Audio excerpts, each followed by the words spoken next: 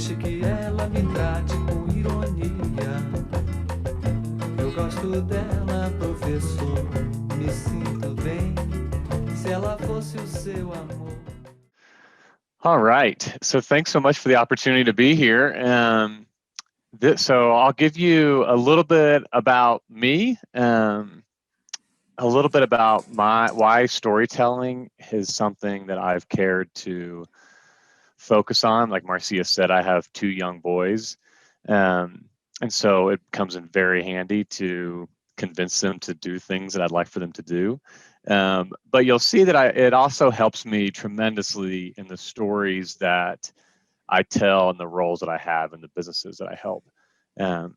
So a little bit about me. So I have a bachelor's in science, my undergraduate degree in plant genetics from the University of Tennessee.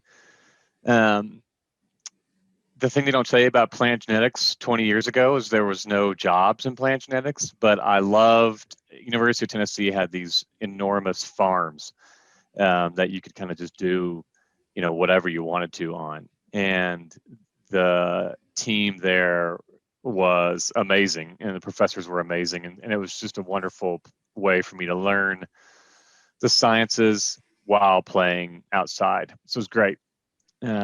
I got my MBA from Arizona State University and through an executive program, which was a lot of fun. I've spent 20 years now, more than 20 in oncology. I actually started a little company called Ventana Medical Systems, which they made these automated pathology instruments. And it was very successful, and they were purchased by Roche. And so I spent a lot of time at Roche. And then I went to it's a Japanese company called Terumo, and they had a cell therapy division called Terumo BCT. And then worked with Marcia at BioArray. And a handful of years ago, was traveling a ton. And my kids were very small. I think like 2016, I felt like a quarter of it in Asia. And I was missing my kids a lot, and I just could not handle that anymore. And so, and it was kind of through that time that I became frustrated with breaking every record that there is in the number of PowerPoints somebody could make. So I started this consulting company called Wearrative, and I did that for 3 years, and it was awesome. I loved it. I worked with all sorts of different companies, ultimately helping them tell their stories. COVID crushed my little consulting company, and I got very fortunate that at the same time, Exact Sciences called, and they needed someone to be their lifecycle leader, which think of it as from ideation to market and then off market across the globe. And so they hired me, and I'm currently the lifecycle leader for breast cancer at Exact Sciences. And on that note, just a little bit of a disclaimer. So the things I'll share with you today are mine and don't represent the positions of Exact or its affiliates. Having said that, and I'm happy to answer any questions you might have, I use these things every day in my position at Exact Sciences.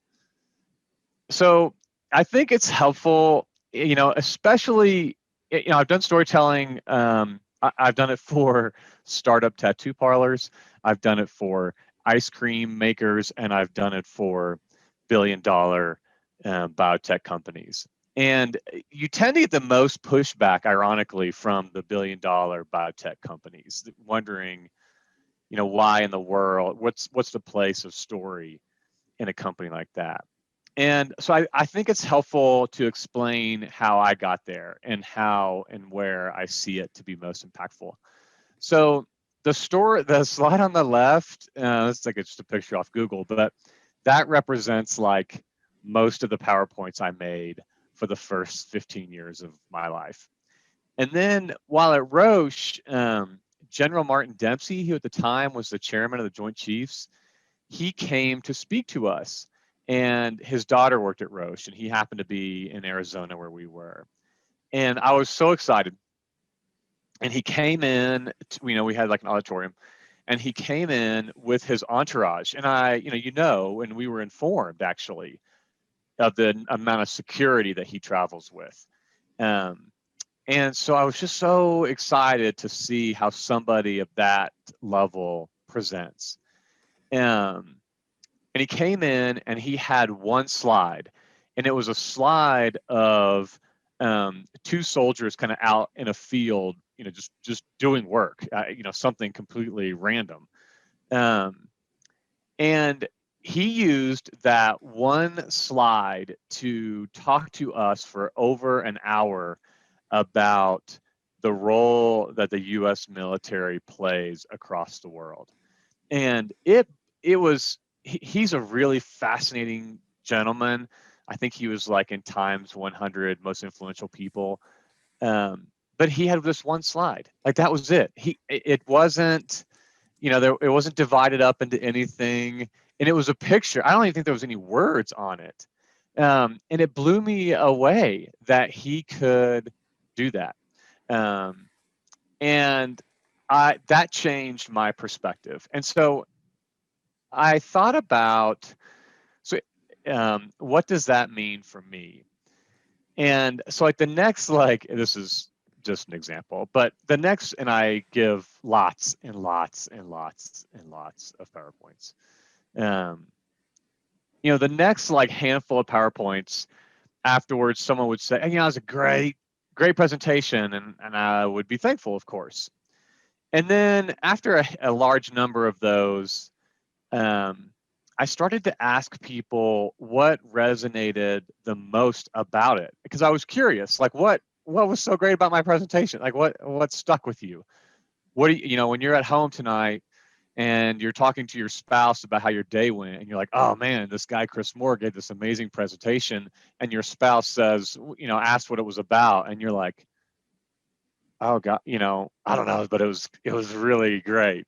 He was really funny. Um, and so people could not answer the question. And so that jaded me to this point that, people would be like, I don't ever, or, you know, a month or a week later, I would bring something up and I'd get this, well, you've never shared that, or you never told us about that. And of course, like I have my outside voice was like, oh, no problem. I'll set up some time and we can discuss it further. And my inside voice is like, what in the world? Like I had this entire presentation that I shared with you, and like that you told me that you loved, and you can't remember anything about it. And so I went through this process of like, oh my gosh, I'm spending way too much time making these PowerPoints. And when I asked people what they remembered, they couldn't tell me what it was. And in fact, months later, they're like, well, you've never said that before. So when I thought about that and thought about General Dempsey, I completely changed the way I approached relaying ideas. We talk about presenting. I have since, in so many ways, if I can avoid PowerPoint, especially, obviously pre-COVID, I will. But because I think this is really about, to be effective, you're really trying to relay an experience and a memory. And so this is kind of like me since then, where now an audience member, hey, that was great, really loved that presentation, and me, thanks, what resonated with you? And usually you get two things, and it's love the energy, or just really funny, great music, great visuals, some kind of like emotive element to it. And then there's a fact. And that really changed everything for me and helped me understand how to construct stories. So I want to show these tools that I've used for years and years now. It's all for free. These are these links, and I guess we're recording it. So, and there's two things. One of the tools I'm about to show you, kind of how we walk people through how to write or think about a story, and then share it in a way that is in line with your audience. And the other one, of course, when you talk to people about presenting ideas, it's so rare that people don't feel some element of anxiety or fear. And so we created, these kind of handful of tools to help with that. we won't talk about this piece at all, but feel free to check it out. Again, it's all totally free. Okay, so let's talk about this story building process. And again, this is a PDF, it's free on the website. We tell people that there's 4 steps. And the first one, this is the key. This is, if you leave with one thing, it's this. It's when you're coming up with this presentation or your story, you need to answer these 2 questions. How do you want them to feel? What do you want them to say? And so at the end of the whole thing, like, how do you want them to feel? Did they go away happy, frustrated, sad? What is it? Afraid, motivated, demotivated, whatever. And what do you want them to say? And the example we use is always, okay, that night when they're talking to their spouse about their day, what's the one thing you want them to remember? Because it's very rare that our remembering self can handle more than that, unfortunately. So how do you want them to feel? What do you want them to say? And I do it for every presentation, every story, almost every meeting that I have. The second one is there's 6 components to a story, and we're going to talk about that. The third one is know your audience. So of course, and I remember a time working with Marcia, we talked about, we were giving a pretty technical presentation, and it was a back and forth on how much emotion did we want to put into the story versus how much scientific detail do we want to put into the story. And it's not easy to know the right answer. And it's really important to test it over and over again and to be flexible. And if you have that first thing in mind, what do I want them to feel? What do I want them to say? You can be flexible and just anchor always to those 2 things. And then step 4 is just endless testing, iterating. Right now at Exact Sciences, we're working through a really big strategy, and I have found it's always a mystery to me that one slide can be very powerful to somebody and they get it. Oh, this is perfect. I see it. And my very next presentation, and somebody's like, I don't get it. This makes no sense to me. And, there's nothing you can do about that except be all ears about it, listen to the feedback your audience is giving, remembering how do you want them to feel, what do you want them to say, and keep running at that message. So let's talk about, and I'll kind of go through these quickly so we can leave some time. Maybe people have specific examples, but let's go through these components. Again, this is just an image of this free PDF we have. But I hear this all the time. Everyone has a story. Not everyone is a storyteller. And there's a lot of truth to that. And I think the way we break it down is if you do these 6 components and you kind of honor this idea of what do I want them to say, how do I want them to feel, and know that you're just going to have to test and iterate, you'll get there. So the first one is the story of me. So you have to tell your audience about yourself. And so for me, of course, I started with the story of me for you. But at Exact Sciences, it's important for people. It's a big company, right? So people don't know me. I started in COVID. I've never met anybody in person. So I usually have to always lead in with, where I've come from. The second story is the story of them. So what are they there for? And, a lot of people call this the WIFM, the what's in it for me. And we get it's so easy to get really passionate about your thing, whatever it is, right? Your strategy, your great idea, your technology, whatever. But the reality is, and there's this quote by Anais Rand, who says, we don't see things as they are, we see things as we are. And it's so important for you to understand where your audience is coming from.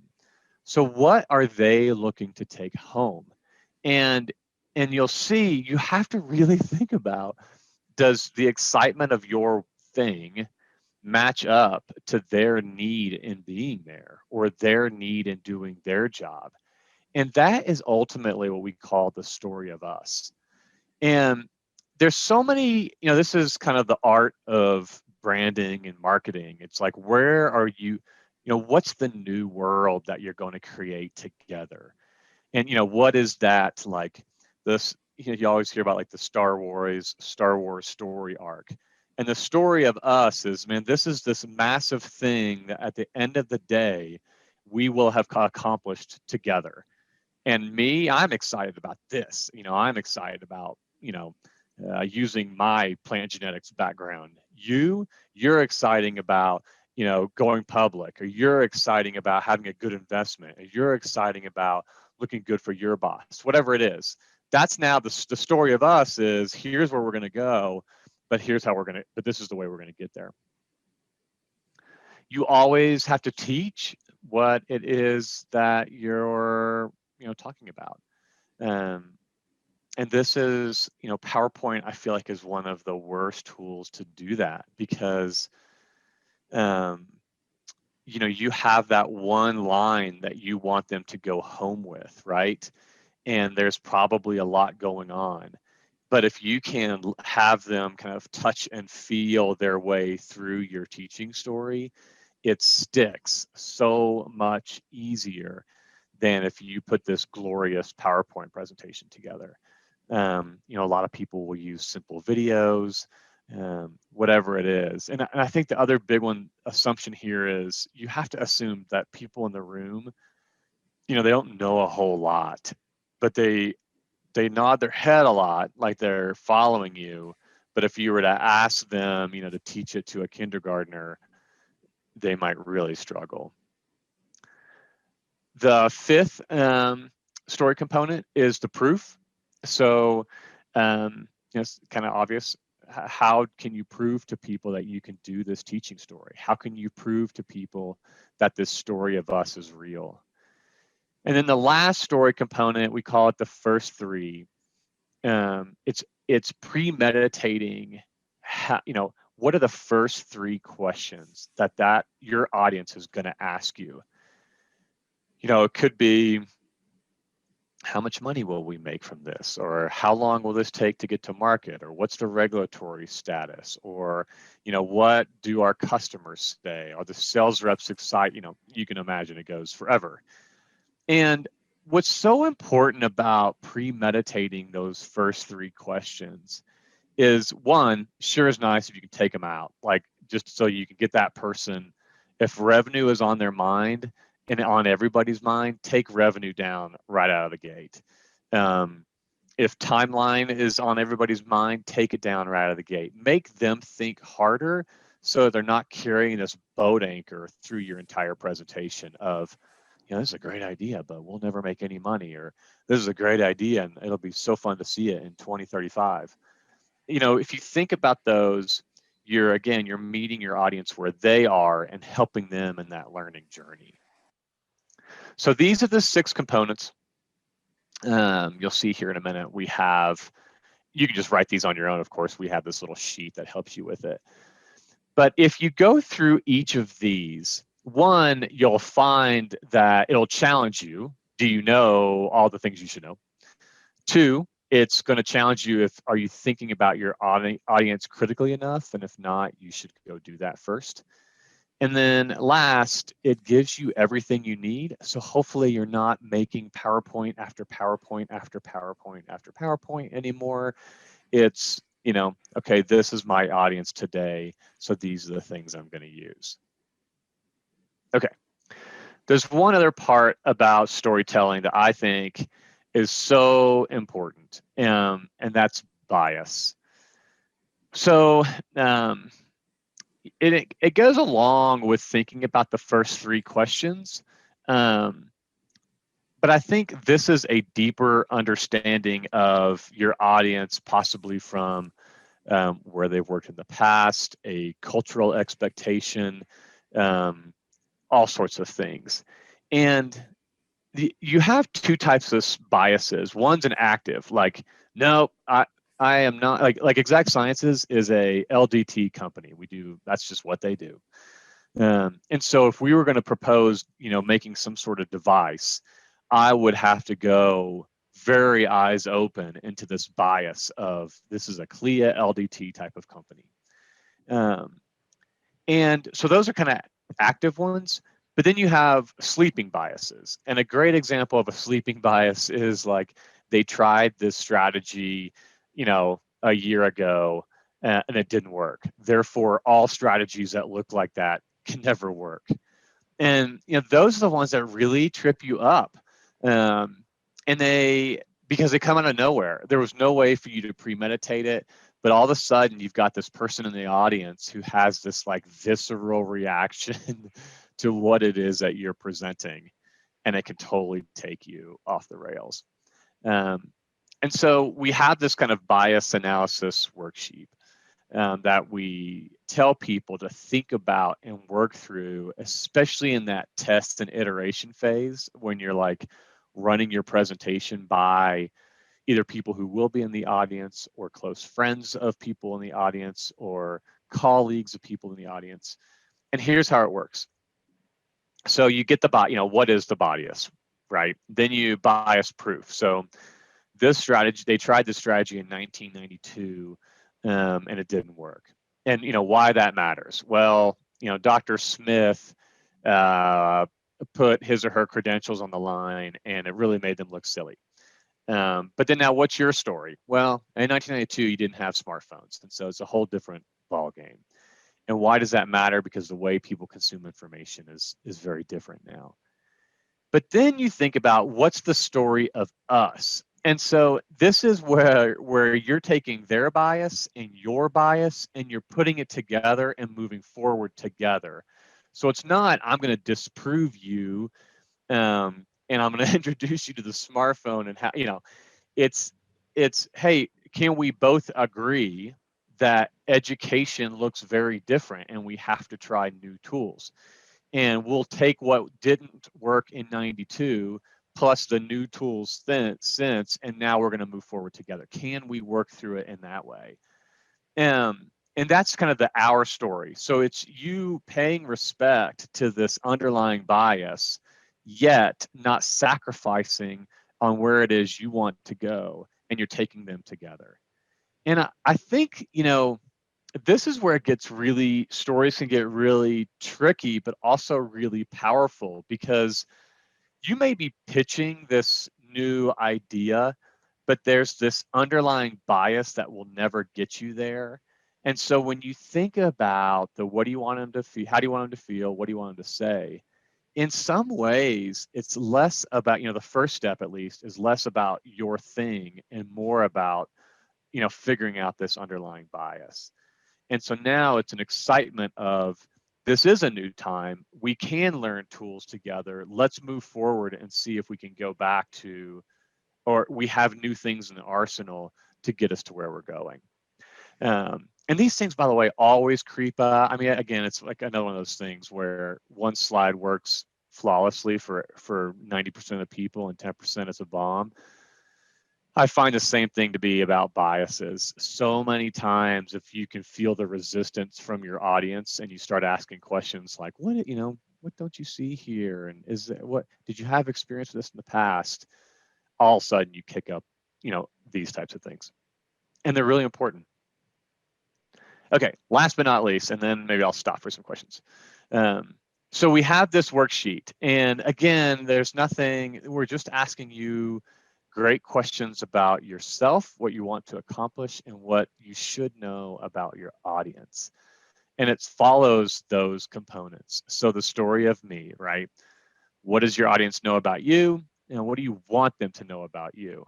So I don't think you all care that one of my hobbies is triathlon, and I do it all the time, and I know a significant about it. That wasn't important to you today, and so I did not include that in the about me. I think what you probably care more about is what is my experiences in the sciences.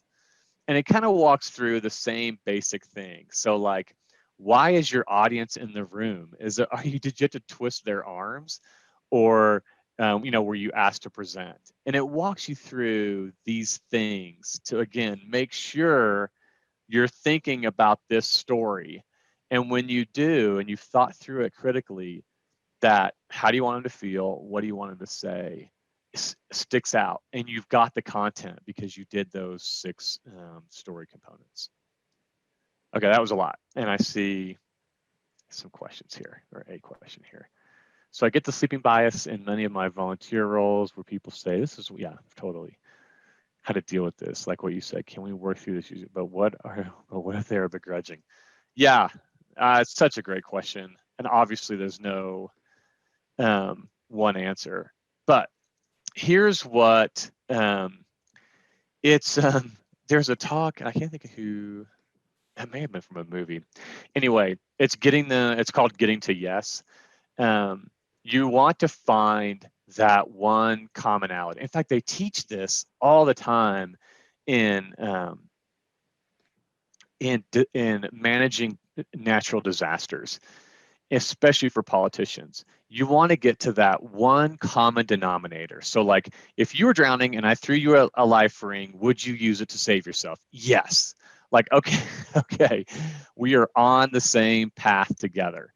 So let's now go forward. And so that's how we teach it, is you have to find kind of that least common denominator.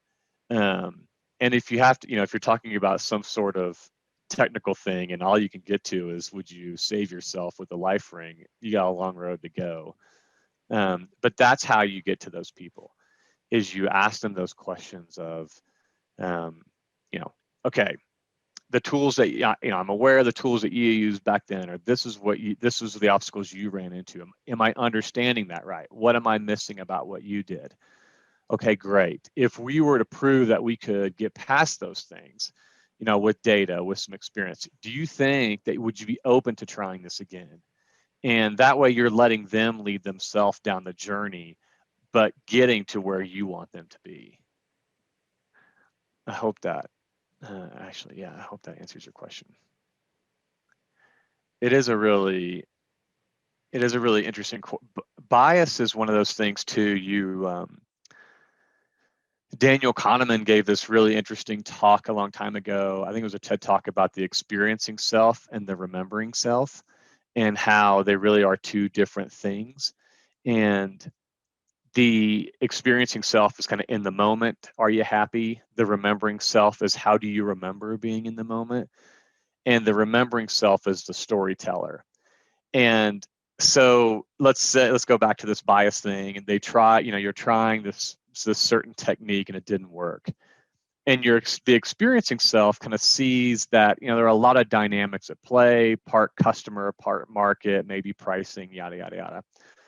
The remembering self is, it didn't work. And when you find this bias, you have to kind of get past the remembering self and get back into this experiencing self. Like, did you really try everything that you could? Did you ask all the questions? Did you turn over all the rocks? And that's hard to do because the remembering self dominates in that memory. So if that resonates with you about biases, he gives a fantastic, and I think it was a TED talk, he gives a fantastic TED talk about it. But sorry, I took for a long while there. Let me go back to the story components. But what other question? Oh, okay, how do you approach message crisis management? Yeah. There's whole education series and trainings on crisis management, and I am not an expert in them. But what I've learned in a handful of cases that I've been in is, the number one is the story of them. And because when you ask yourself, like, how do you want them to feel? What do you want them to say? Most people in time of crisis, they want to be heard, and they want you to know how they need help. And too often what happens, especially in the bigger corporations, is we go in with, okay, we understand this situation, here's how we're going to fix it. And when you do that, you negate the need to be heard from the audience. Even if you're going to hear exactly what you know already, you've negated what your audience needed from that experience. And then, of course, you may hear something different. And in many cases, we've taught, even if you don't, you should ask the audience, and you should ask the people you're speaking to, how do they want it to be fixed, or what are they looking for to move forward, and how can they add closure to it? Too many times, I see it all the time, is it's, the subject matter expert in the room is supposed to know how I'm feeling, and that's just, we all know that that's just a hard thing to do, and maybe impossible. Have you found giving presentations as a storyteller more effective at conveying your message and maintain? Yes, particularly giving presentations virtually. Yeah. Unfortunately, thanks for the question, Shay. Unfortunately, virtual, you have to use PowerPoint. And I have done a couple of these with video, and it just seems like every time I try that, something goes wrong. And so it has forced me to come back to PowerPoint, which is not my favorite. And it's hard for me to emote and to feel, virtually, and to feel your emotion virtually. Like right now, I can only see like 5 windows, and one of them is myself. So it's really hard. It's very, I have compassion for teachers and how they must do this with, all day long with huge classrooms of kids. But yes, I think if you, like all things, if you know what the hook is for your audience, and you get them, you have their attention longer. And so if you think about it more of a story, like, where are you and I going to go together today? What will you and I accomplish at the end of this? What do I want you to say to your whomever tonight or after this presentation? If I concentrate on that hook, then you're more likely to stay engaged, even though there's kind of these big virtual barriers between us. And I was actually going to suggest you stop sharing the screen so we can see each other. Oh, perfect. Thanks, Marcia. Good. Even though and I would encourage anyone that wants to turn on the camera so we can have the Q&A session, see each other.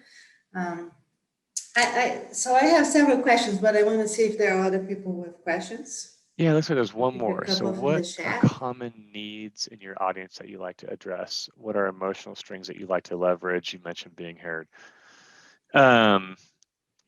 Yeah, but being heard isn't always like an audience need, right? A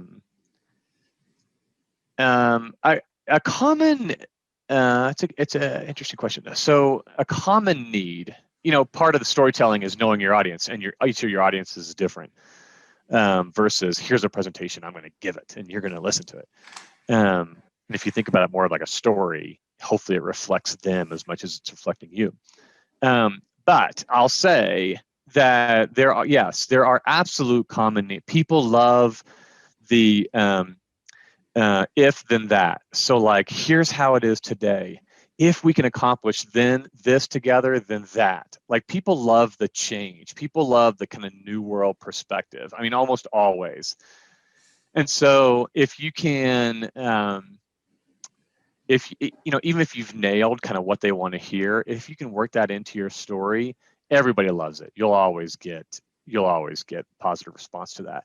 The second one is using humor, to get people to laugh, and we actually don't always encourage that, because your message might not be one that humor is helpful. But what we do recommend is motion creates emotion. And so if you get people to move, and even if it's like, and we'll do this sometimes on these virtual things, we'll get people to raise their hands. We'll do like an in-the-house scavenger hunt kind of thing. If you get them moving, they're more likely to have this emotion and then be willing to share it. So I think when at least that's my answer to your comment, is more of this like underlying humanistic behavioral things versus get everybody to laugh, even though I'm telling them that we're cutting the project. It doesn't. being cute is not always helpful. And in fact, it's incredibly disrespectful to your audience, depending on what the message is. I have a question. So have you had a situation where you knew well the audience, you did all your homework, and then you got there, the message completely didn't work? And how did you deal with that? Like any advice to deal with when you think you got it right, but then you realize people didn't get it? Oh. Yeah, happens all the time, Marcia. I'm sorry to say, for as long as I've been doing this, it still happens. Yeah, so it just happened on Friday, actually. I was talking to our medical science liaison. So Exact Sciences, for those of you who don't know, it's a big company. They have a kind of 4 major disease states: colorectal cancer, breast cancer, urological cancers, and kind of lung cancer. And they've just acquired, Exact has bought a bunch of companies. And so we're constantly trying to match our strategies to one another. So how does 1 + 1 = 3? So on Friday, I was giving a presentation about a strategy I would like to do, and to our medical science liaisons of a different division. And in that strategy, I was reflecting on the family members of patients who are carriers of a gene that is typical of hereditary cancers. And so I was talking about hereditary cancer testing. And I was talking to the MSLs about it's one thing when you tell the patient, it's one thing when the oncologist or the surgeon tells the patient, it's a whole nother thing when that patient needs to tell their loved ones. And I worry deeply about the patient's emotion, both the patient who's got to tell their family member and the family member's emotional state of mind, that then they have to hear this message, they go to Google, they learn about it in a Google sort of way, which is dangerous. And now they have to call a genetic counselor to talk about it who they've never met before, to now hear potentially terrible, terrifying news.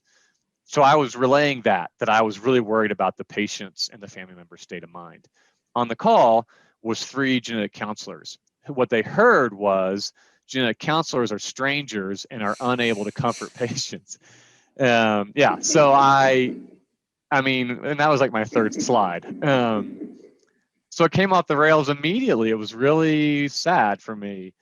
But from knowing this happens all the time, no matter how well-intentioned I am, the feedback is always good, because, shame on me for not thinking deeper about this audience and thinking how that message would hit them.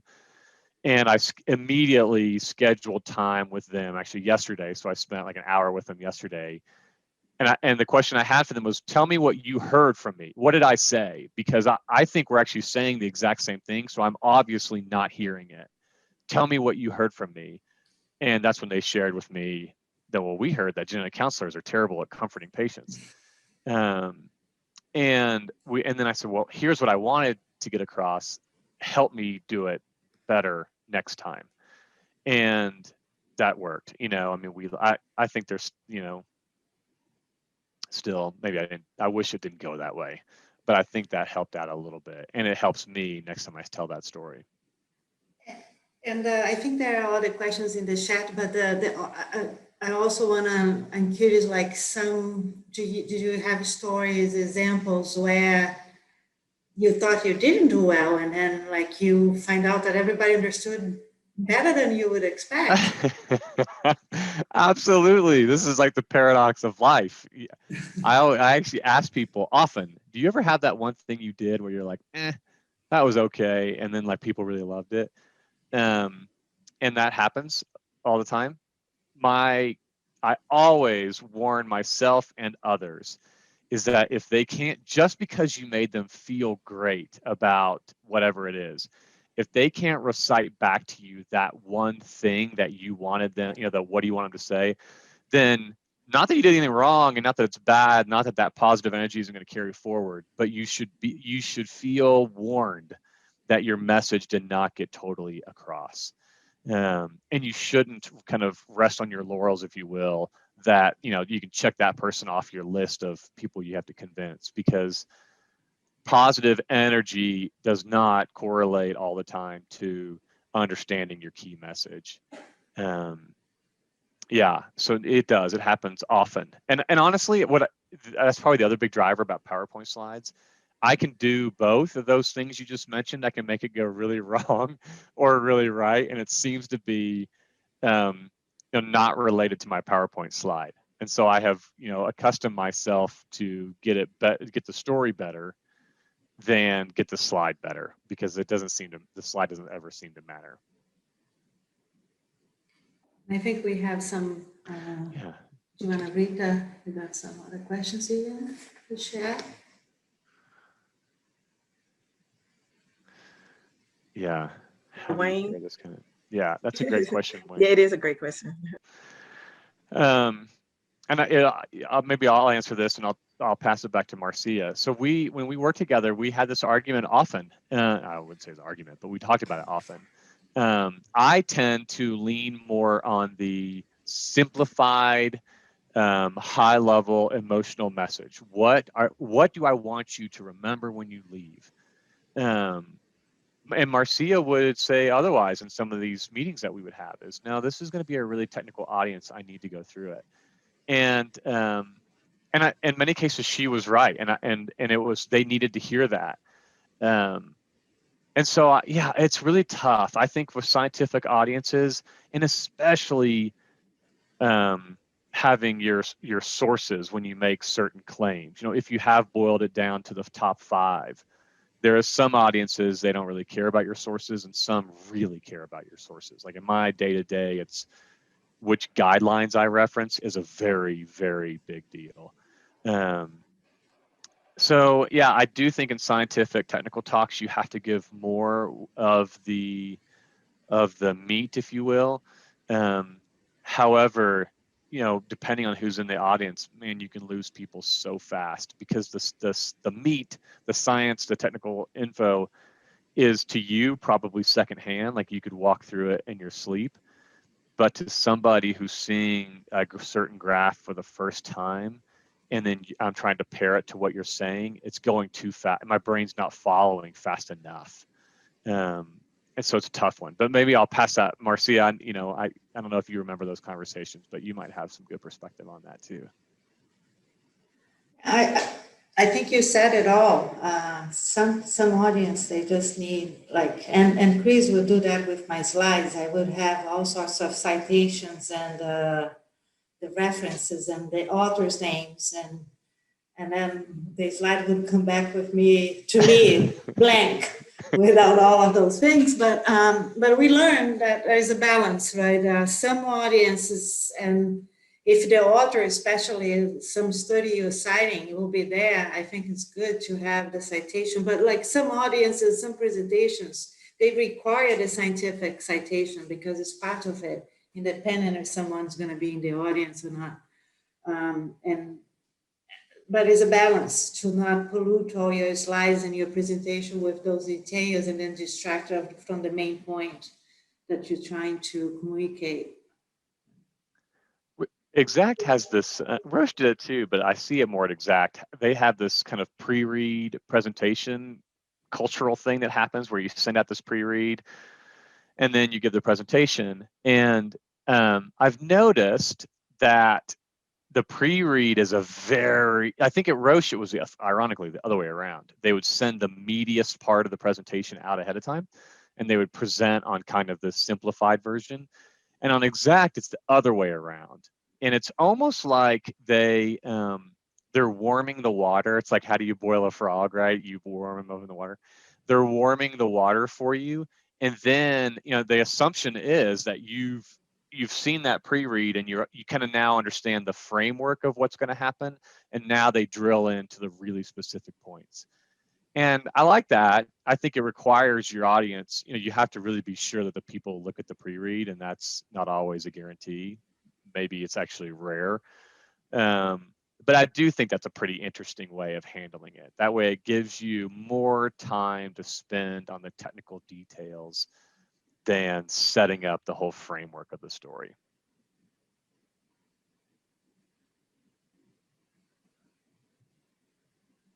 Any other questions for Any Chris? more questions? Great presentation, by the way. Hey, I have a really quick question. Can you hear me? Yeah. Yes. So did your bio said you're in Denver? Do you live in Denver? Look at it. Are you? Yeah, so my 2 feet of snow that we got this weekend, and my Yeah, back is right. still Yeah, right. Yeah. Yeah. But also, so does Exact have a branch in Denver, or are you just like totally teleworking?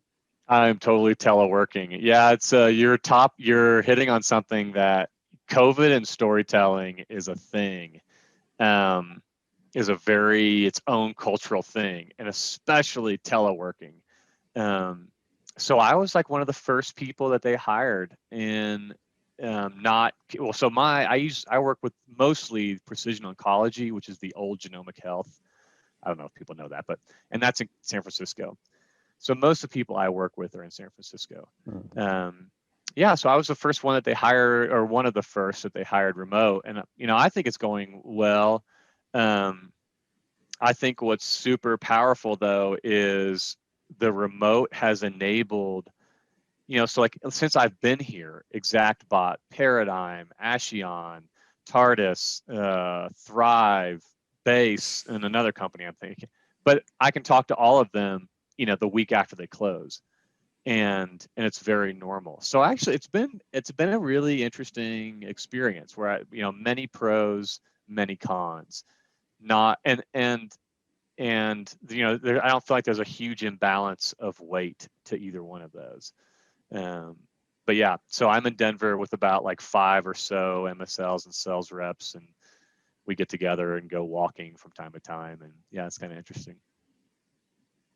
Yeah, so we all started working, I think during the pandemic, all of us. I think the first years, all the first year fellows here started during the pandemic, so we have kind of the same problem. Starting a job totally remotely. Yeah. Oh, I love personality by backdrop, like being able to, like, what you get from somebody from the things that are behind them or the backdrop that they choose. I think that's like a really cool and unique thing about people that we get to learn now, which is fun. So in we only have a few minutes left. Anyone has other questions? The last question, probably we have time for one more question.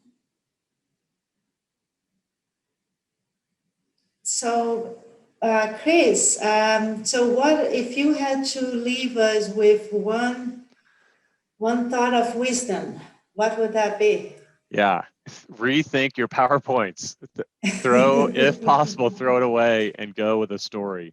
If PowerPoint's your tool, so be it. But yeah, rethink it. And how do I want you to feel? I want you to feel empowered that you can tell whatever it is that you're going to tell in a different way that's going to bring more of you out and bring more of your audience out. I hope you feel empowered. And if your big thing is anxiety, that's so real. There's lots of tools available to help with that.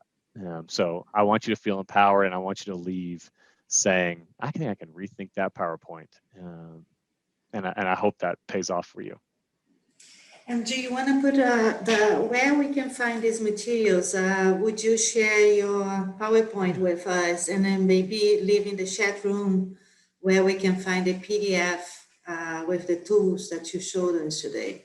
Absolutely. And Marcia, I emailed that to you. Oh yeah. Great. Thanks, Mario. Feel free to email that out to people if you want to. If it's helpful to you. And you feel free to, if there's something, you have a question, I always enjoy talking through this type of thing. So feel free to email and you'll see it all on the website, how to get in touch with us. All right, thank you. Yeah. So with that, I think we will close the session today. Shay, do you have anything before we close? Yeah, claps for Chris. Thank you, Chris. Thank you.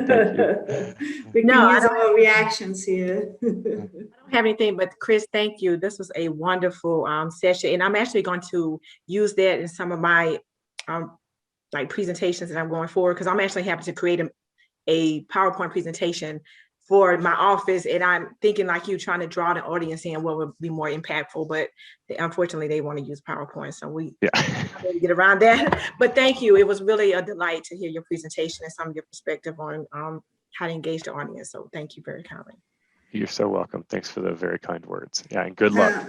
Yeah, and thank you everybody, and thank you everybody that is being interacting with us during the month and send us nominations and suggestions of events. I really appreciate that, and I will keep sharing with you all when we receive messages. That is really good, and we want to invite more people. So invite your friends to come next time, and I'll see you in a month.